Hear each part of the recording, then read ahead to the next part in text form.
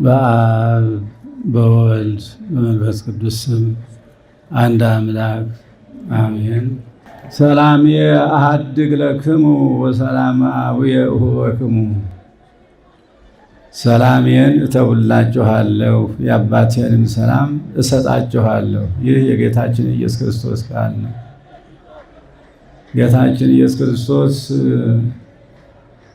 ከሙታን ከተነሳ በኋላም ከሙታን ተለይቶ ከተነሳ በኋላ ሰላም ለክሙ ብለው ለደቀ መዛሙርቱ ሰላምታውን ነው አስቀድሞ የሰበከላቸው።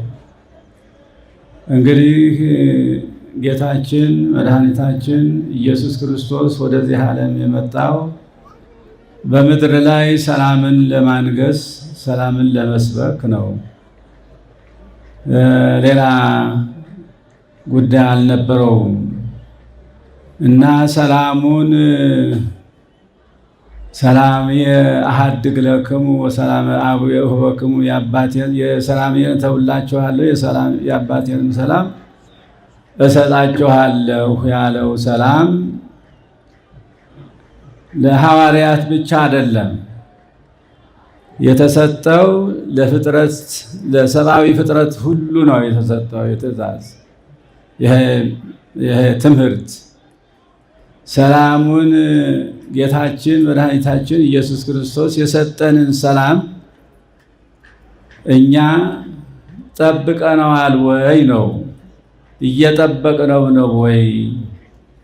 ሰላማችን ከጌታችን ከኢየሱስ ክርስቶስ የተሰጠን ሰላም ተቀብለን በሥራ ላይ እያዋልን ነው ወይ? ሰላሙ የሚጠቅመው ለራሳችን ለእኛ ነው። ለጌታችን ለኢየሱስ ክርስቶስ ማምኑ ሁሉ አምላካዊ ባህሪው በአምላካዊ ስልጣኑ ሁሉም ነገር በእጁ ነው። ከኛ የሚፈልገው ነገር የለውም። ከኛ የሚጠይቀው ቢኖር አምላክነቱን፣ አዳኝነቱን፣ ፈጣሪነቱን ማመንና ማመስገን ነው። ስለ በጎ ነገር ስላደረገልን ነገር ሁሉ ምስጋና፣ ስላደረገልን ነገር ሁሉ አምልኮና ምስጋና ነው ከኛ የሚጠብቀው። ስለዚህ ሰላሙን ትተውልናል። ለደቀ መዛሙርቱ የተናገረውን ሰላም እንግዲህ ሞትንና ሙስና መቃብርን ድል አድርጌ ተነስቻለሁና ሰላም ለእናንተ ይሁን ብሎ ለደቀ መዛሙርቱ ሰላሙን ሰበከላቸው። የሰላም አምላክ የሰላም ፈጣሪ የሰላም ጌታ የሆነ ጌታችን አምላካችን መድኃኒታችን ኢየሱስ ክርስቶስ ድሮውንም ከሰማያ ሰማያት ወርዶ ከድንግል ማርያም ተወልዶ በምድር ላይ የተመላለሰው ሰላምን ለመስበክ ነው። ሰላምን ለማስተማር ነው። የሰላም ሰዎች ሁኑ፣ ተፋቀሩ፣ እርስ በራሳችሁ ተዋደዱ፣ ተፋቀሩ በበይናቲክሙ በከመ አነ አፍቀርኩክሙ ቅዱስ ጳውሎስም። ሰላም የእግዚአብሔር ስጦታ ነው። ከሰላም የበለጠ ነገር ደግሞ የለም። የእግዚአብሔር ስጦታ የሆነው ሰላም በእኛ ላይ ካላደረ ዋጋ የለንም ማለት ነው። ሰላም ከሌለ ሁሉም ነገር የለም፣ አንድም ነገር። ሰላም ካለ ሁሉም ነገር አለ። የሰላም ሰዎች እንሁን፣ እርስ በርሳችን እንፋቀር፣ እርስ በርሳችን እንዋደድ፣ እንረዳዳ፣ እንደጋገብ ነው የእግዚአብሔር ትእዛዝ። ትእዛዙ ሰላማውያን ሁኑ፣ ተፋቀሩ በበይናቲክሙ፣ እርስ በርሳችሁ ተዋደዱ፣ ሁከተኞች አትሁኑ፣ አትጣሉ፣ እርስ በርሳችሁ አትገዳደሉ፣ ሰላማውያን ሁኑ። እኔ ራሴን ዝቅ አድርጌ ወደዚህ ዓለም የመጣሁት ሰላሙን ለእናንተ ልሰጥ፣ ሰላሙን ለእኛ ሊያስተምር፣ ሰላሙን በእኛ ላይ ሊያሳድር ነው ወደዚህ ዓለም የመጣው። ስለዚህ እኛ በክርስቶስ ክርስቲያን ተብለን ስም ብቻ ይዘን ነው ወይ ክርስቲያን የምንሆነው? ሰላም ከሌለ በመካከላችን ለእኛ ራሳችን ጥፋት ነው እንጂ ልማት አይደለም። ሰላምን ምንጊዜም ቢሆን ስለ ሰላም ማስተማር አለብን። ስለ ሰላም መስበክ አለብን። ትምህርቱን ደግሞ የመቀበል ግዴታ የሁላችንም ነው። የምእመናት የክርስቶስን ሰላም ሲሰበክ ሲነገራችሁ ተቀበላችሁ በሥራ ላይ የማዋል ግዴታ ደግሞ አላችሁ ምእመናን በጠቅላላ። ምክንያቱም ጥቅሙ ለእኛ ነው፣ ለራሳችን ነው። እኛ እርስ በርሳችን እየተጣላን ራሳችንን ከጎዳን ያው ወደን ያደረግነው ስለሆነ የሚታዘንልን አይደለም። ምክንያቱም ወደን ነው እያደረግን ያለ ነው። ይህ ጉዳይ ማንም አስገድዶን አይደለም። እርስ በርስ መዋደድን ማን ይከለክላል? ማን ይከለክላል? የቅዱሳት መጻሕፍትን ትእዛዝ ማክበርና በሥራ ላይ ማዋል ማን ይከለክላል? እና እኛ የሰላም ሰዎች ከሆን ሁሉም ነገር አለ። ሀብቱም፣ ንብረቱም፣ ሰላማዊ ሕይወቱ፣ ጸጥታው፣ ልጆች ተወልደው በሰላም እንዲያድጉ ትምህርት እንዲማሩ ትላልቆቹም በሰላም በሕይወት በዚች ምድር ላይ እስካሉ ድረስ ሰላማውያን ሆነው ሰላማዊ ሕይወትን ይዘው እንዲኖሩ ነው የእግዚአብሔር ፈቃድ፣ የእግዚአብሔር ትእዛዝ። ስለዚህ ሁላችንም የሰላም ሰዎች እንሁን። ዛሬ በዚሁ አውደ ምሕረት የተገኘ ነው በየዓመቱ የሚከበረውን የመድኃኔ ዓለምን በዓል የቤተ ክርስቲያን ምስረታ እንደዚሁም ደግሞ የድል በዓል የምናከብርበት በዓል መሆኑ ተነግረዋል፣ ቅድም ተነግረዋል። እንግዲህ ጌታችን ኢየሱስ ክርስቶስ ሰይጣንን ድል አድርጎ ነው ሰይጣን ሊፈትነው የመጣውን ሰይጣን የጠየቀውን ጥያቄ ሁሉ መልሶለታል። ለሰይጣን በመጽሐፍት እየጠቀሰ አሸንፎታል። ስለዚህ ሰላምን ድል አድርጌ ተነስቻለሁና እናንተም ድል አድርጉ፣ ሰይጣንን አጠገባችሁ አታቅርቡ።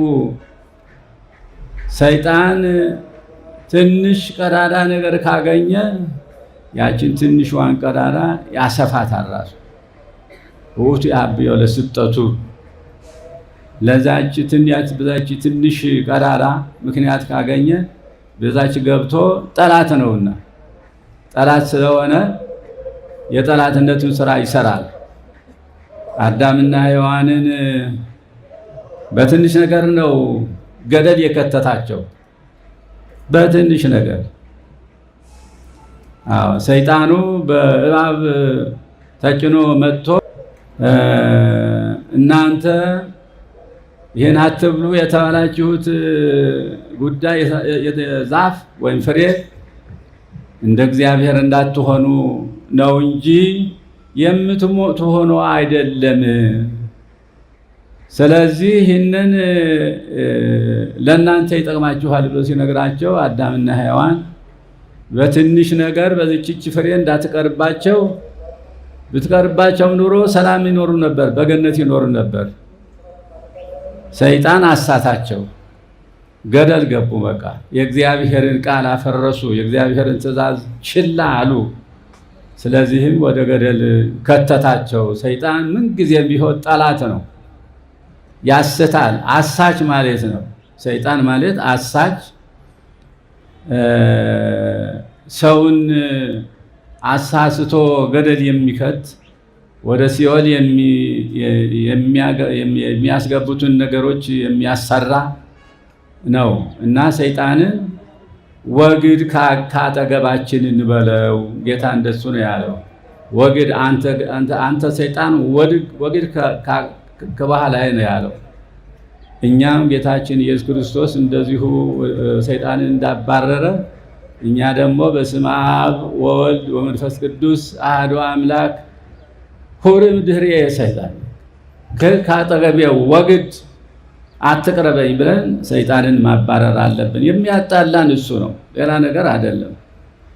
በሰላም ለመኖር ጠልቶ አይደለም። ሰው የአዳም ልጅ ሁሉ ያው ያሳቹ የሰይጣን ስራ ነው እንደዚህ እያደረገን ያለና ብናውቅበት እንወቅበት። መጣላት የሰይጣን ስራ ነው። መጣላት ከሰይጣን የሚመጣ ነው። መፋቀር ደግሞ ከእግዚአብሔር የተሰጠ ነው። ስለዚህ እኛ ሰዎች እንደመሆናችን መጠን እግዚአብሔር ታላቅ እውቀቱን አእምሮውን ለብወውን ሰጥቶ የፈጠረን ሰዎች ስለሆን ማወቅ አለብን። የሚመጣብንን መጥፎውንና ደጉን መለየት አለብን። አለበለዚያ ሁሉንም ከተቀበልነው ሰይጣን ይመጣና ያው አሳስቶ በአዳምና በሔዋን ላይ ያደረገውን ያደርጋል ማለት ነው። ስለዚህ ሰላሜን እሰጣችኋለሁ፣ ሰላሜን እተውላችኋለሁ፣ ሰላሜን የአባቴንም ሰላም እሰጣችኋለሁ ብሎ ያለውን እኛ እናጥናው፣ እንከተለው፣ እንስራበት። ሰይጣን ወደ አጠገባችን እንዳይመጣ እናድርገው። በጸሎት በስመ አብ ወወልድ ወመንፈስ ቅዱስ አሐዱ። ምንድን ነው እየሰራሁ ያለሁት? አንድ የሆነ ኃጢአት ስንሰራ እኛ ራሳችን ብንን ማለት አለብን። ኧረ ምንድን ነው እየሰራሁ ያለሁት? ይሄ እኮ የሰይጣን ስራ እኮ ነው። የሰይጣን ስራ ሊያጠፋ እኮ ነው እንዲህ እያሰራሁ ያለ ብሎ መንቃት አለበት ሰው ሁሉ። ጥላቻ ዝም ብሎ አይመጣም። ጥላቻ ስበስ መጣላት በራሱ አይመጣም። ሰይጣን ነው ተሸክሞ የሚያመጣው። ስለዚህም እንወቅበት። ጌታችን ያዘዘንን ያስተማረንን ትምህርት በሥራ ላይ እናውል። ይህ ታሪካዊ ቤተክርስቲያን የታሪካዊ የምስካየ ኅዙናን ቤተክርስቲያን ደግሞ ያው እንደተነገረው ቅድም እንደተነገረው ጠላት በመጣ ጊዜ ያው ቅድም እንደተባለው ከዚህ ከኢትዮጵያ ወደ ኢየሩሳሌም፣ ከኢየሩሳሌም ወደ እንግሊዝ፣ ከእንግሊዝ ደግሞ ወደዚህ መጥቶ ያው ጌታችን ኢየሱስ ክርስቶስ የጌታ ኢየሱስ ክርስቶስ ስም መድኃኔ ዓለም የመድኃኔ ዓለም ቤተክርስቲያን ተብሎ ተሰርቶለት ታሪካዊነቱን ጠብቆ ያው እየተከበረ ይኖራል። ይሄ ታላቅ ታሪካችን ስለሆነ ታሪካዊ ቤት ነው። በታሪካዊ ቤተክርስቲያን ነው። ቤተክርስቲያን ታሪካዊ ታቦት ነው። ታሪካዊ ታቦት ነው። ስለዚህ ማክበር አለብን። እኛም መከበር አለብን በሱ። እኛም እሱን ካከበርን እንከበራለን። እግዚአብሔርን ካከበርን የእግዚአብሔርን ቃል ከጠበቅን እንከበራለን እኛ እና ስለዚህ በዚሁ በየዓመቱ የሚከበረው ታሪካዊ በዓል ስለሆነ እንኳን ለዚሁ በዓል በሰላም አደረሳችሁ እንላለን። ለሚመጣው ዓመት በሰላም ያደርሰን። እግዚአብሔር አምላካችን ፍቅሩን፣ ሰላሙን፣ አንድነቱን፣ ህብረቱን ይስጠን። በዓሉን የተባረከ የተቀደሰ በዓል ያደርግልን። ሰላማዊ ቀን ያውለን።